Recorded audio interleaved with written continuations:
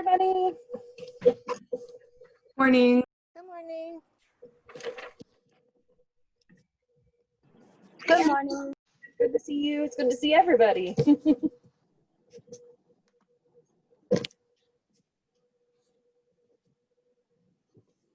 All right, and like usual, we'll wait a couple minutes. I think sometimes it takes a minute for Zoom to connect for everybody. So I want to give everybody the chance to jump on.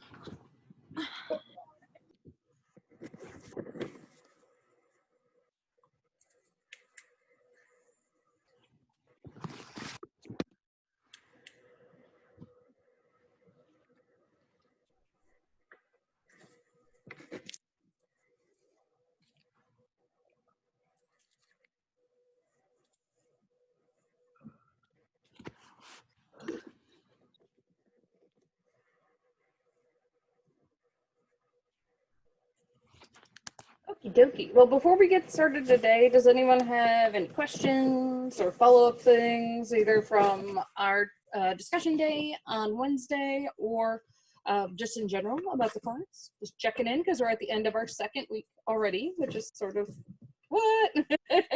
Time's going to fly and creep simultaneously, I think, this semester. So.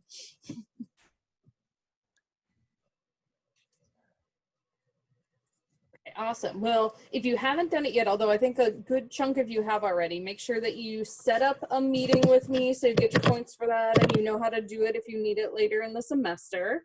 I'll go ahead and put the link in the Zoom in case you have misplaced it, but it's also at the top of the syllabus if you ever need it. So there's the link. And you can set up. For this, all you need is a 10-minute one, but certainly, you know, if you want to talk to me about more than just class introduction, you can do whatever.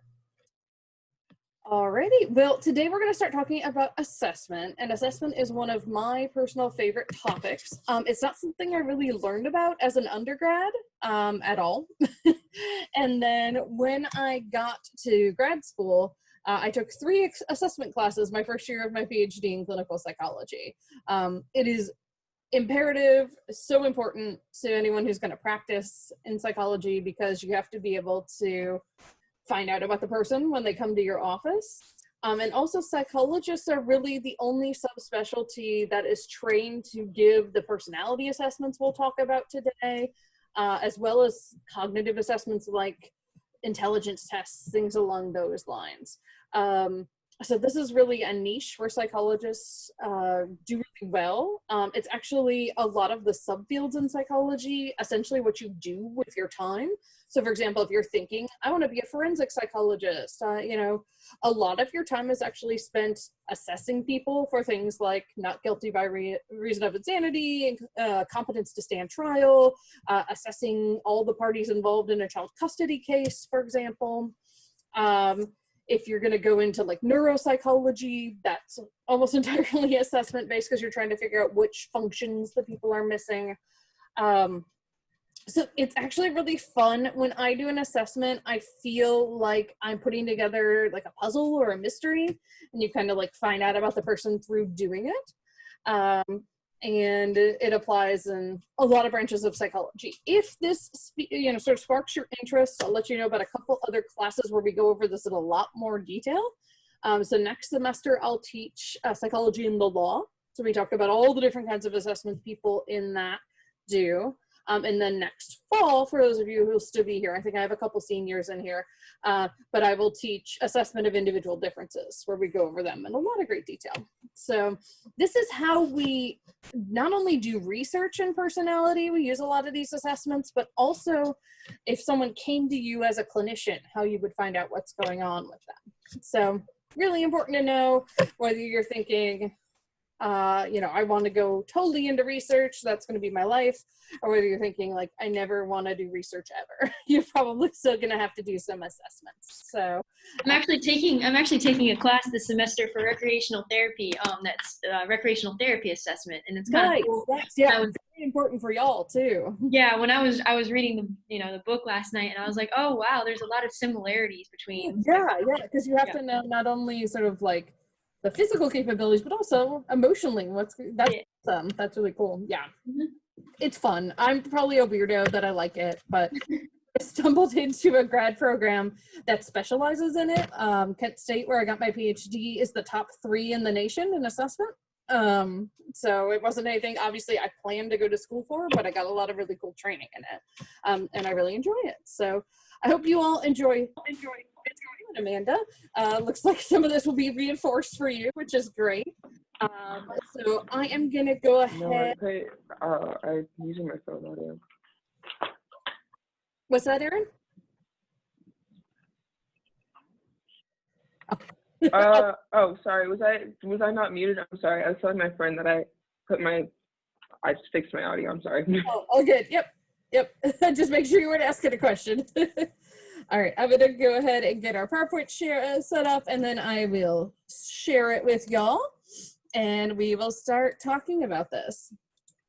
And then for our activity discussion day for this chapter, we actually don't do readings per se. What you all will do instead is get to like take some assessments and see what the materials look like in a greater detail.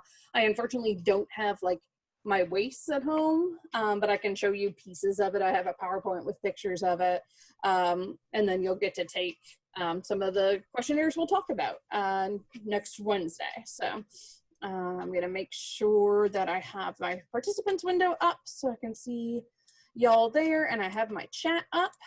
Alrighty, I'm gonna stand.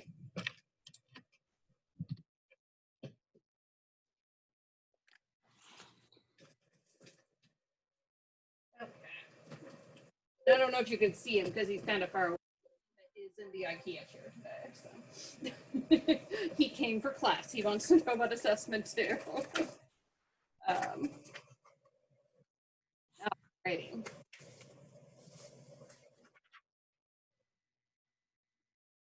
So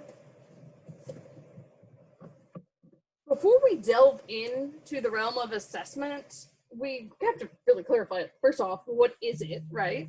And why are the terms, what are these terms that we'll see kind of thrown around throughout it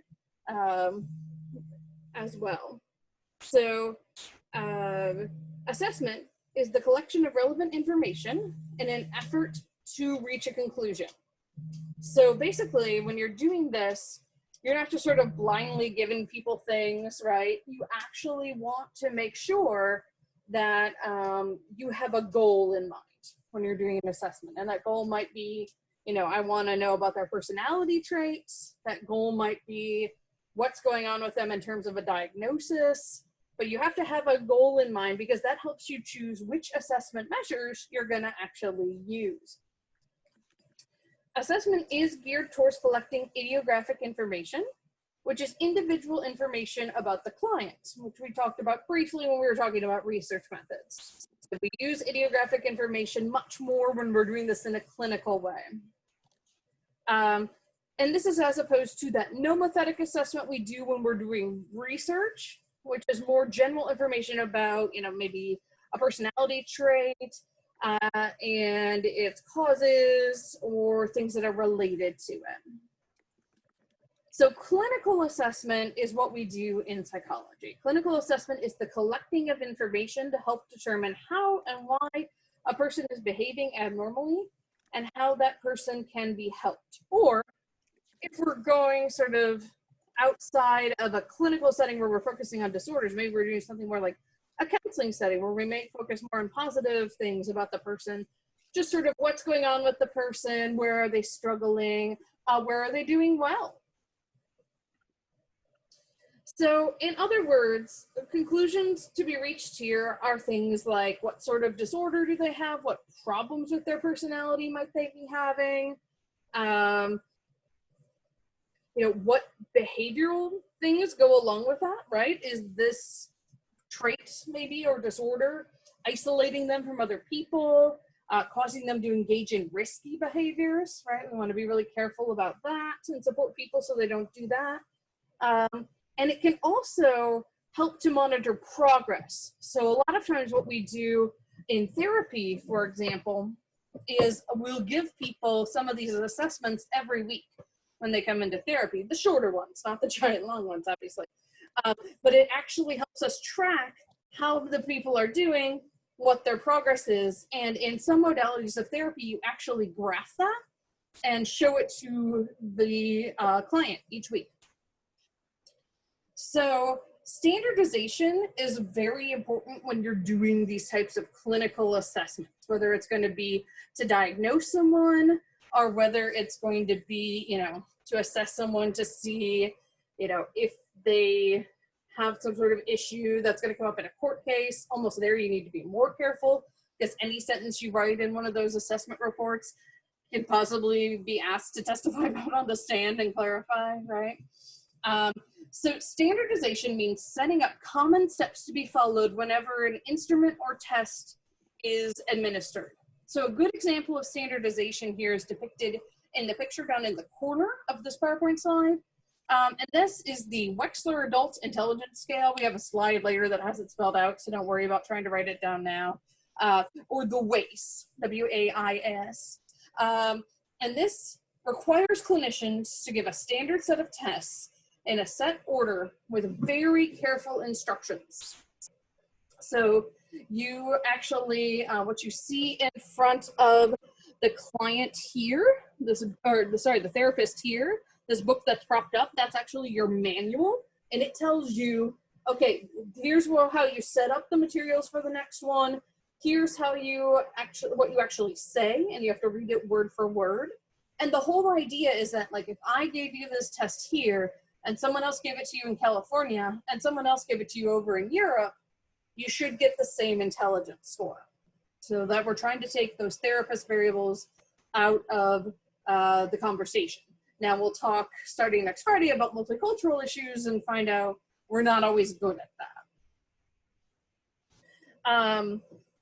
So other things we really want to know about assessment instruments is essentially how good are they? And there's a couple different ways we look at that. So reliability refers to consistency of measurement. So if you're ever reading an article that is a research-based article in psychology, they'll usually say in the method section, like alpha for the scale was, or reliability was. That's what they're talking about here, is how consistent is this measurement. So there's different types of reliability. There's inter-rater reliability. So this is the degree of agreement between two or more observers. So the degree of agreement between two or more observers. So you have different people watch the same task or look at the same written answer and rate it. Sometimes we're coding it. And do they agree? And an example of bad inter-rater reliability, which is now like almost 20 years old, is the original American Idol judges. Okay, so you had, like, no matter what the person did, pretty much, you would have Randy say, like, it was all right, it was a little pitchy dog, right? And then you'd have Simon be like, that was horrible, that was atrocious, right? And then Paula would just be like, you look beautiful, and that was wonderful, right? Horrible inter-rater reliability. That's not what we want to see, right? It makes for good TV, would be horrible clinically. So we want to make sure we agree on things. And again, that anyone who observed this would rate it the same way. And if not, we probably need to revise our instrument to make sure that it's easier to use it to rate. Test, retest reliability. refers to the extent to which scores are similar for a person who takes the same test twice. So the extent to which scores are similar for a person who takes the same assessment twice. So, you know, maybe you take it this week and then we have you take it in another week. Are you getting similar scores? Now, for something like a personality trait, we do want this to be spot on, because the idea with aspects of personality is that they're supposed to be consistent over time, right? There are times where we don't want this though, right? So let's say we're measuring something like depression every week when a client comes in for therapy. If it's never changing, we're not doing our job, right? We're not actually helping them feel better. So sometimes we don't want really good test reliability. Internal consistency is the one you see reported most often in the psychological literature. And this is whether the items on a test are all measuring the same thing. So whether the items on an assessment are all measuring the same thing. Are they related? So if I, you know, had a depression scale that like had all the symptoms of depression going through, do you feel sad? Do you have less interest in activities? And then it was like, do you like ice cream, right? Like that item's probably not going to be internally consistent with the rest of them. So that's really important as well. We want to make sure that it is consistent, that we're measuring the same thing with all the items. Validity is the other way we assess how good assessment measures are. And I should tell you all that I'm just really doing a thumbnail sketch of both reliability and validity. My first semester in grad school, I essentially took an entire class, semester long, that was about reliability and validity. So you can get into a lot more nitty-gritty technical things here. But validity assesses the extent to which a test or an instrument measures what it claims to measure. How accurate is it? Is it actually measuring what you think it is, right?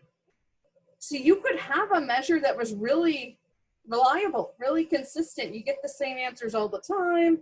The items all go together, but it might not be measuring at all what you think it's measuring, right? Like again, maybe you say like, this is a great depression scale, and it's just all questions about ice cream, right? So you're measuring how much someone likes ice cream rather than like how depressed they are. So validity becomes very important, that we need to check to make sure we're actually measuring what we think we are. Otherwise, we're gonna make wrong assumptions about a person. So there are different types of validity. Face validity is just if I read it over or look at it, does it look like it's measuring what it's supposed to be measuring? So does it look like it's measuring what it's supposed to be measuring? Sometimes we want face validity and sometimes we don't. So sometimes we want to be a little more vague and sometimes we want it to be obvious. An example that we'll talk about in a few slides is the MMPI was actually created with a technique that purposely kind of doesn't care what the items say. It's just what they're measuring. So like the first item of the MMPI for years was like, I enjoy reading mechanics magazines, right? It's really random, but it loaded on a scale that gave you important information. Then there's predictive validity. So can it predict what will happen in the future? Again, a big thing here, just like with research, is treatment outcome. Are we gonna help someone get better? Are we gonna help someone better themselves? Or, you know, can we predict something like if we give someone a measure about suicidal ideation, can it accurately predict whether or not they're a danger to themselves? That's really important in those critical situations. Concurrent validity is the degree to which measures that two different measures that measure the same thing, supposedly, give you similar scores if you give them at the same time. So that was really wordy. Let me say that better. So essentially, concurrent is same time, right? So at the same time, you would give the person, let's say, two different measures of depression. There's the Beck Depression Inventory. There's the CES Depression Inventory. The scores on those should be similar. They should be correlated positively, right? If we're thinking back to our research lecture. If they're not, then one of them probably isn't actually measuring depression, right? So that's what predictive validity is, 2 different time points. So if I measure this now, can I predict what's happening in the future? Concurrent validity is if I give you 2 measures now, do they agree? Content validity refers to whether a measure adequately gets the samples the domain of interest, which is a fancy way of saying adequately includes all possible areas of the topic. So again, we could measure depression, but if we're only asking about feeling bad, right, we might miss out on a lot of the symptoms. So there are other symptoms of depression like loss of appetite or difficulty sleeping, right? And if we're only asking about like, do you feel sad? We're gonna miss those aspects of depression.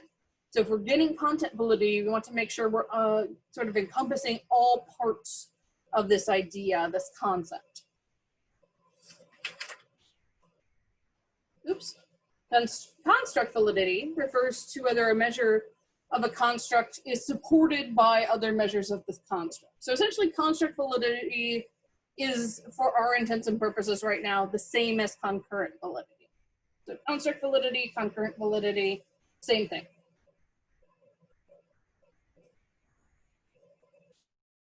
So if you have someone coming to you in a clinical setting, you are going to be their therapist or you're doing an official assessment on them for some purpose, the first thing you're always going to do is what's called a clinical interview. We have all these great assessment instruments, but you really need to take some time to just talk with and interact with the person. Get to know them, get to know what's going on, observe their behavior during your interview. That can give you a lot of information as well. So you always want to do what's sometimes called an intake interview or a clinical interview. And depending on the type of assessment you do, this might be shorter or longer, right? If this is going to be a therapy client, this might be the majority of your initial assessment for them. If this is someone that you're seeing for like a large scale neuropsychological assessment to measure memory, the interview might only be, 20, 30 minutes, and then you get into doing the actual test. But you still want to talk to the person and hear in their own words what's going on with them. So you're collecting detailed information about the person's life and their circumstances. And there's 2 different types of clinical interviews. The first, and probably the most commonly used by most practitioners, is unstructured interviews. This consists of open-ended questions like, tell me what brought you in today. When I was seeing clients and doing intakes on them, this would be the first question I would ask most people was, just tell me about what brought you in. Because that in and of itself, how they respond to it, gives you a lot of information. So if they give you 1 sentence, okay, they're concise, or maybe they're so depressed they can't talk about it more than that. I had a guy once who had narcissistic personality disorder, and from this first tell me about what brought you in today, he talked for almost an hour. I had like 3 pages of notes just from that question. So again, tells you a lot about what's going on with the person, how they explain it. Tell me about your previous psychiatric or medical history. What was it like growing up in your family? Do you feel that people are there for you when you need them? So you start to get ideas about their history, social history, medical history, past mental health history. You get the ideas about their social support network. Who are they going to be able to call on, as they work through some of these difficult issues during therapy. Now, when I was at my training clinic and we did these unstructured interviews, it would be hour and a half, take your time, really get to know the person. When I worked at the medical hospital, medical college I worked at, or other managed care settings, you have an hour to do this. And by the end of that hour, you've got to have a diagnosis. Because in order to have the client actually not have to pay out of pocket for their insurance to pay, the insurance needs a diagnosis. Just like if you go to your medical doctor, they have to put something down when they bill your insurance. So that can obviously be pretty tricky for the clinician. And you have to really, be strategic about which questions you ask. Now again, in an ideal world, like when I was in my training clinic or at the VA where billing isn't as much of an issue, you're able to also give what are called structured interviews. So structured interviews are questions that are laid out, just like we were talking about with the WAIS. They're standardized, you ask the same questions, you use the same wording, and they essentially are built around diagnosis, typically. So it essentially asks the symptoms of the disorder and helps you come to a decision as to whether or not the person has a particular disorder. So the one I was trained on was the structured clinical interview for the DSM-4. That was the addition of the DSM we had when we were in grad school. It is now the DSM-5, but the same acronym is still used, the SCID, the structured clinical interview for the DSM. So this was developed to examine diagnoses people have, and they just take the DSM criteria for a disorder and turn it into questions. And if you're not familiar with what the DSM is, it's the Diagnostic and Structural Manual of Mental Disorders. It's published by the American Psychiatric Association. And it's what we use to diagnose, in America at least, mental disorders. So this just takes the criteria from those, turns them into questions. You ask the questions, and that helps you decide whether or not the person meets the criteria, has that diagnosis. So this is the first question on the depression section of the SCID. In the past 2 months, have there been a period of time, most of the day, nearly every day, where you felt depressed or down? And then there are follow-up questions. You probe further if they say yes. So for how long? And then you go into other symptoms. Another example is one I learned during my residency year while I was working at the VA on the PTSD unit. So the clinician administered PTSD scale, the CAPS, we love our acronyms in psychology, is similar to the SCID, but just about PTSD. So it gets into a lot of detail about PTSD. So to have PTSD, you have to have what they call a criterion A event, a traumatic event happen to you. And there are specifications about what counts for that. And then you ask them specifically about the event. And so here, wherever it says event, you would actually fill in, you know, so have you ever had unwanted memories of the suicide bombing in Fallujah? What were they like? What did you remember? And then in addition, for every single one of those questions on the CAPS, you ask about the frequency and the intensity of the symptoms. So this goes further than the SCID. It's not just like, do you have the symptom? It's like, how often and how intense is it? So frequency questions are things like, how often have you had these memories in the past month or the past week? And then there are numbers that you use to sort of help guide them if they're having trouble articulating. So 0 would be never, 1 is once or twice, 2 is once or twice a week, 3 is several times a week, and 4 is daily or almost daily. And then you also ask them about intensity. So how much distress or discomfort did these memories cause you? Were you able to put them out of your mind and think about something else? How hard did you have to try? How much did they interfere with your life? And you would pause after each of these shorter questions to get their responses. And again, here we have a scale that sort of helps us guide them. So 0 would be, you know, essentially no distress here. 1 would be mild, minimal distress or disruption of activities. 2 would be moderate, distress clearly present, but still manageable, some disruption of activities. 3 would be severe, considerable distress, difficulty dismissing memories, marked disruption of activities. And then 4 would be extreme incapacitating distress, where they cannot dismiss the memories and they are unable to continue their activities at that time. And as you can imagine, that could get very disturbing to your life. So I had a client I saw at the VA. He was newly out of the Army and he was now actually working civil service for the Army base in town. And he got so distressed whenever someone talked about Iraq, he had to leave the room. Well, if you're working civil service for the Army, right, that's a lot. So he was missing a lot of important conversations in his office. And so, yeah, it can definitely interfere with your life.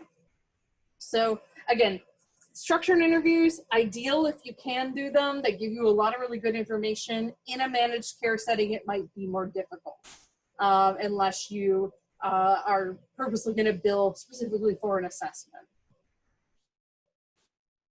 Clinical interviews often also include what's called a mental status exam. And to be honest, the vast majority of the time we do this informally. So if someone shows up to your office on time, they seem adequately groomed, they seem like they know where they are, typically we're just sort of like, okay, they're good. If you're doing this interview or this assessment specifically to try to find out about some sort of cognitive issue, or if, you know, it took them forever to find your office, they seem kind of just like not understanding why they're there, then you might do a more formal mental status exam. So that's a set of questions and observations that systematically evaluate awareness, orientation, so do you know where you are, essentially, attention span, memory, judgment, even mood and appearance you'll take a look at. So, and a lot of these you can figure out sort of behaviorally, right? So when you see clients who are depressed, for example, let me see if I can do it. A lot of times they'll talk really slowly. It's almost like it's a really big effort for them to get things out, because it is, because depression really just affects every part of your life. However, if you see someone who's anxious, right, instead they might be like bouncing their leg up and down, kind of jittery, or crossing their arms, right, not able to sit still. So those things can all be really good indicators. So example questions from a mental status exam would be, what's today's date? What city and state are we in? What building are we in? And what floor are we on? So again, just seeing, do they know where they are? And the vast majority of the time people will, but again, if you're testing for something like dementia, sadly, people won't always know this. There are several limitations to any of the types of assessments we're going to talk about, just like there were limitations to the types of research that we talked about. So first, they may lack validity or accuracy because sometimes people can't report accurately. Sometimes they don't want to tell you things, right? Sometimes they purposely are avoiding talking about a particular topic. Other times they just like don't even know what's going on and can't articulate it. Second, interviewer bias may unfairly influence how the clinician interprets results. So example here, I'm not joking, there was a psychiatrist I knew while I was on my placement in grad school who didn't believe depression by itself existed. He thought everyone who had depression was bipolar and just hadn't had a manic episode yet. This is not a thing, but he thought it was. So he diagnosed everyone with bipolar disorder. He would see them for medication management, and then I'd see them for treatment, and be like, this person just has depression. Like, what? So obviously, that can be an issue. Or it can even be something that's a lot less potentially harmful. So for example, just because my area of specialty was eating disorders, I was much more likely to ask about whether people were using eating to cope and things along those lines. You know, and it just might help inform my treatment plan in a different way than someone who didn't have that specialty. And then they can also lack reliability because people respond differently to different interviewers. And there are times where someone's just not going to feel comfortable with the person that is their potential therapist. So we're going to start by talking about clinical tests or clinical assessments. And these have a lot of different subcategories, as you can see. And these include projectives, personality inventories, self-report or response inventories. More and more we're using neuroimaging now, neuropsychological tests, intelligence tests, and honestly, they're always coming up with new assessment measures. So there are probably like categories that are being formed right now that I didn't even know about. But these are the main ones we use, not only in clinical settings, but also just to find out about someone's personality. So we'll start by talking about projectives. And people typically know projectives from movies, to be perfectly honest. So typically, if someone's in some sort of like clinical setting, seeing a therapist, seeing a prison, psychologist in a movie, they're going to give them a projective. That's what you will see.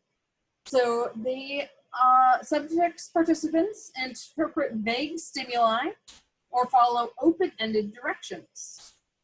And these are, the idea behind them is that theoretically, because these things are vague on purpose, either the stimuli or the directions, in order to complete the task, the person has to project aspects of their personality onto the stimulus, the task, what have you. It's really psychodynamic clinicians have a strong affinity with this because they're essentially based off some of Freud's theories about unconscious drives and conflicts.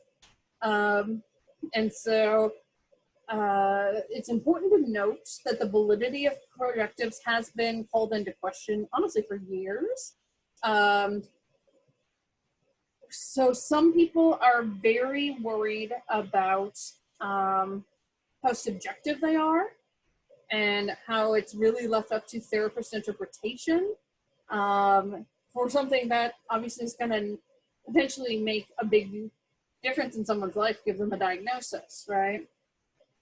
So in order to combat this, people have developed standardized scoring systems for the projectives. But there are still some people who say we should never ever use these.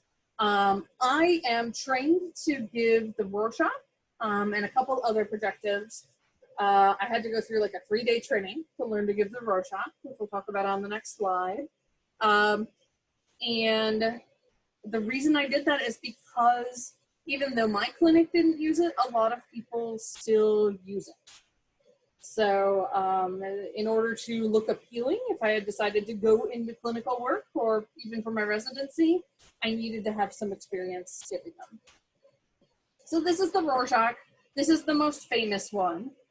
This is the one that you do see in movies. This is the ink blots. And so it consists of a series of ink blots. It was actually developed from a parlor game called Blotto, where this was back when they actually had like fountain pens and ink wells, and they would actually just take ink and drip it and fold the paper and unfold it. And it's kind of like laying on your back as a kid watching clouds, and you're like, ooh, that looks like a horse, or ooh, that looks like that. They would essentially do that, and it just kind of like a fun party game, sort of like Apples to Apples or Cards Against Humanity for back in the day. So the idea is that you infer information based on the comments that people make in response to them when you use this in a clinical setting. So when you're interpreting it in a clinical setting, you are going to be looking at things like the content, so what they see, what they say that they see, the if they talk about color, if they talk about texture, if they talk about shading, if they use the negative space, so if they use the white parts of the blot rather than the colored parts of the blot, all those have different meanings. In the system I was trained in, which was a standardized system. So what you see here with my now deceased cat Finley is her looking at card 1 of the Rorschach. So I actually gave this at my placement, and so they didn't have it, so I had to actually borrow the cards from our training clinic and bring them. And since I had them overnight, I thought, let's put it out and see what the cat does. I figured she'd just ignore it, but she stared at it for a while. So I'm like, oh, I don't know what she sees. And typically, as a clinician, I'm not supposed to show you this because it's an actual card, but if you go on Wikipedia and look up the Rorschach, all 10 blots are there. So like showing you one of them, I don't feel like is that unethical. This is really problematic because I did pay, I think the school paid like $70 or $80 to get me a set of these blocks when I came, so I could use them to speech.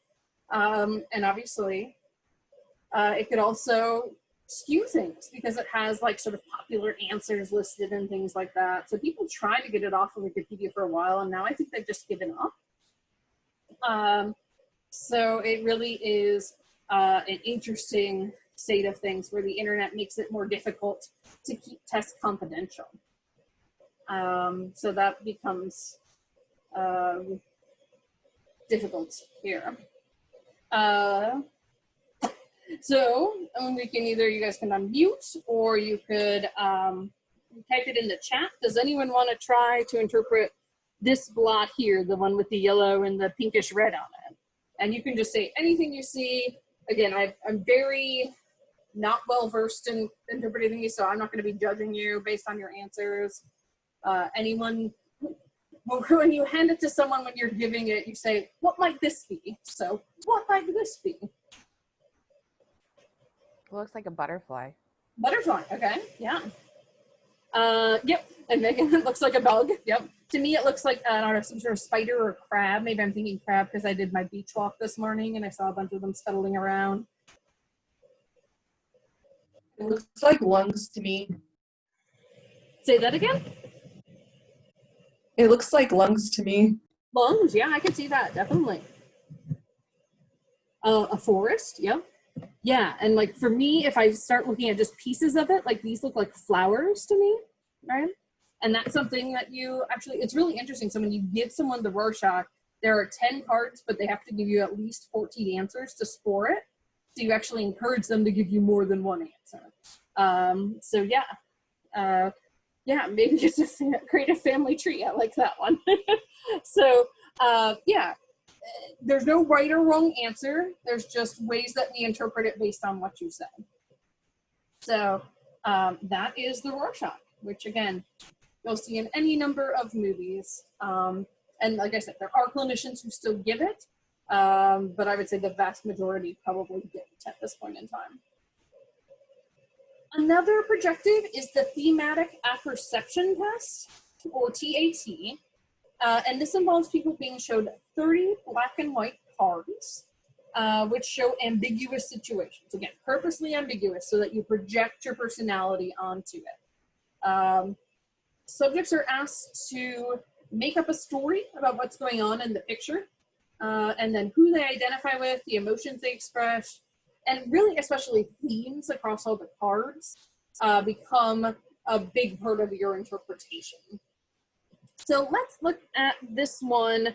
Should be on your right as well, where there's the woman and then the man laying in the bed. So again, you can either unmute or put it in the chat. What would you say is going on here, a sentence or two?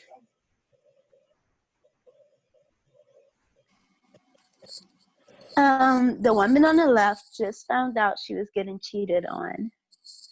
Yeah, that's a really common one people say, is that, yeah, he was cheating on her.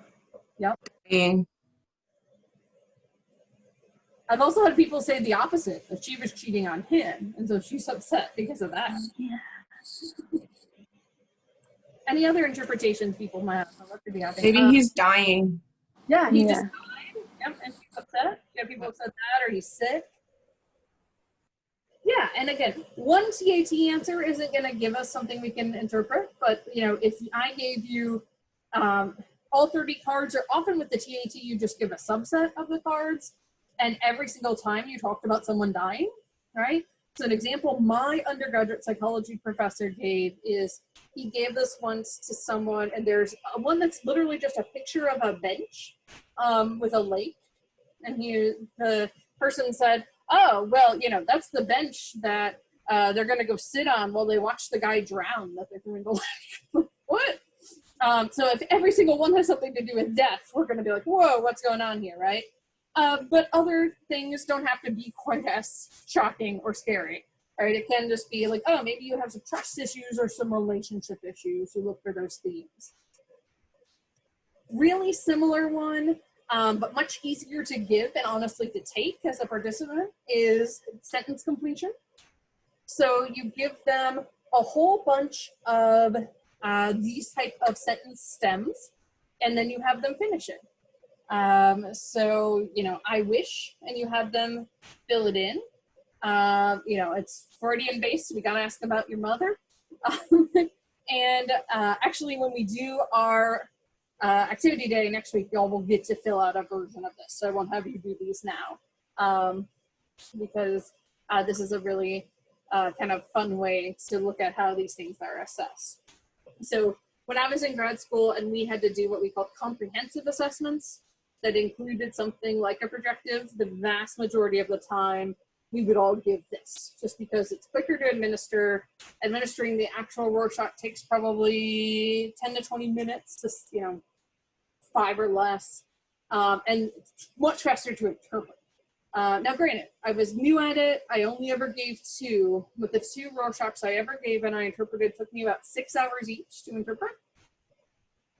Whereas some of the other things we'll talk about would take me like half hour, 45 minutes max to interpret. Again, sentence completion, you look it over, you look for themes, it's pretty easy. So, the next thing we'll end up talking about is personality inventories, and I think I'm actually going to stop here just because this is a section that kind of all goes together really well. The one thing I realized I didn't do for you all is define what we mean when we say test in psychology. So, when we say test in academia, we typically think of an exam, right? So in psychology, a test is just a device for gathering information about a person. So a device for gathering information about a person. And it's particular for psych, it is the person's psychological functioning, right? So I think that that's important to make sure y'all know. So we, like I said, we'll stop there for today. Everybody have a good weekend, and I'll do what I usually do and hang around for a couple minutes in case anyone has any questions. Everybody stay safe and well, and I will see you on Monday morning. Thank you. Have a good weekend. You too. Bye, guys. Bye. Thank you. I did want to ask you, when I was reading the chapter, they said a lot when they were talking about different tests. They were talking about like it appears to measure. So why did they use that Part of it is that in psychology, as in a lot of other sciences, we are never as certain as we want to be, right? So we often just say things like it seems to, or evidence seems to suggest that, which drives people outside of science bonkers because they're like, oh, you're so unsure. It's like, no, that's just the language we use. And then especially things like projectives, like if you're not using a standardized system, it's like kind of the wild, wild west. It's like anyone can kind of say anything that they want to. So that's part of why they use that very cautious language. Yeah, it was like every single test. They're like, this test appears to measure. Right. Yep. Yeah, they want to be careful. It appears to tell you this about someone. I was like, well, they're saying that a lot. Yeah, and I think part of it is, it is also contingent on the person taking it in good faith. So one of the things we'll talk about Monday when we talk about the inventories is some of them have validity scales built in to make sure the person's like paying attention and not just like answering all one answer and things like that. But you can't always detect if the person's like making stuff up, right? So I think that's part of why they say that too. It caught my eye, so I figured. Yeah, it's a really good clutch. Yeah, because it is so weird compared to what we would expect. Yeah. All right, have a good weekend. Yeah, you too. Bye.